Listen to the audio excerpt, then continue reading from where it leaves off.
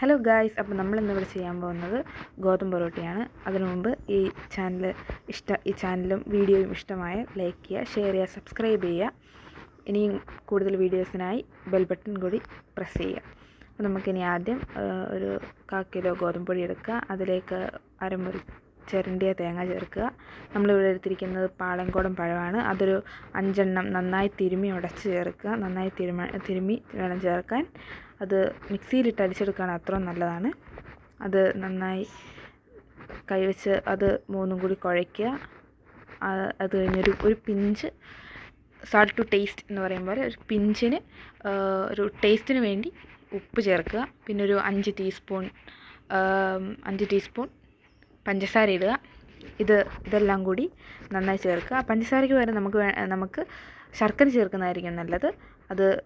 ഇതെല്ലാം കൂടി വെള്ളമൊഴിച്ച് ഈ ഒരു കൺസിസ്റ്റൻസിയിൽ നമ്മൾ കുഴച്ചെടുക്കുക.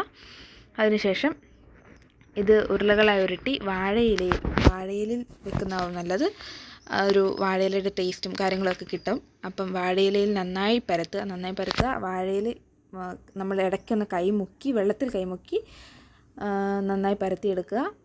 പരത്തി ഈ വീഡിയോയിൽ കാണുന്ന പോലെ വാഴയിൽ നന്നായി പരത്തിയെടുക്കുക. പിന്നെ നമ്മൾ അടുപ്പത്ത് ദോശക്കല്ല് വെക്കുക. എന്നിട്ട് അത് നന്നായി എണ്ണ അതിലേക്ക് തേച്ച് കൊടുക്കുക.